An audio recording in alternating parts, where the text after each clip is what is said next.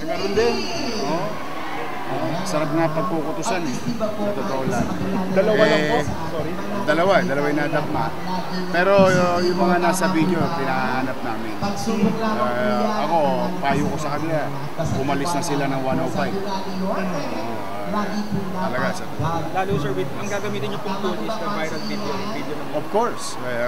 Yan naman ang lagi namin ginagamit. Kaya nga, bagay na pinagpapasalamat ko sa mga netizen na yung mga tulongge sa Maynila, binibidyohan ng mga mamamayan at pinadadala sa amin. Kaya napapabilis yung pag-huli sa mga tulongges. Hindi lang yung nangyari kahapon, marami pang insidente.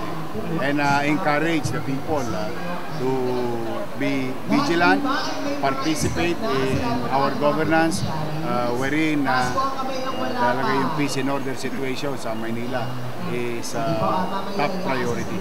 Pero ilan po yung na-displace sa 867 families, 65 families. May nakabalik na po ba? Wala pa makakabalik dahil magki-clearing pa eh.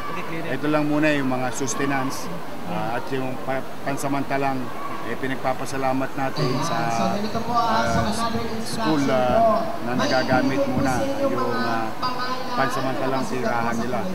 Pero babalik din sila and the city will provide financial assistance for them to build and to rebuild their homes. Pero kung ginamit yung evacuation itong school, hindi ba naantala yung pag-aaral? Wala pa naman. Wala pa naman.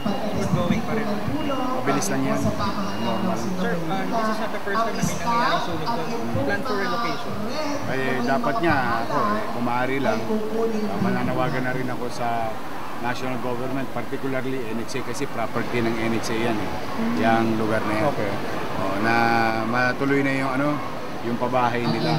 Kami naman, nag-build din naman kami ng pabahay. But with limited resources, we can only build so much in a particular timeline. Pero ito, it's high time na sana magawa at mabigyan ng atensyon ng pamahalaan.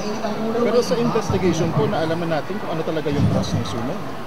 Ang duda namin na yung initial report, may nagsusunog ng tanso. O pagkatapos ng sunog, nagnanakaw ng tanso. Ba't hindi mo mababatukan yung mga tulongges na yun? Sila na nga dahilan ng sunog eh. But anyway, that's water under the bridge. What matter most is that nahuli, nakakulong, mabigyan natin ng hustisya yung mga biktima at mailagay kagad sila sa ayos. Yun ang first things first. Yung clarification lang po. Sure.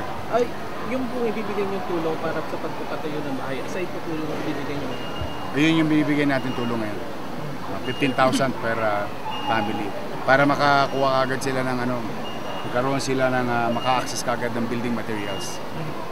Plus, nagpapasalamat ako, maraming tumutulong ngayon na mga donors na iba't ibang organization.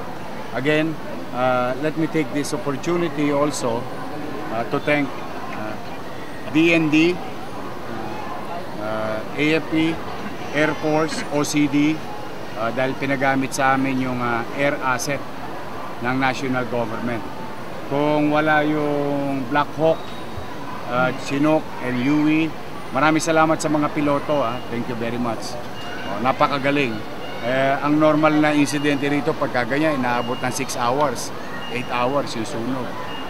Because of that, mabilis na namatay yung apoy dahil sa tulong ng Armed Forces of the Philippines, Air Force, DND, and OCD.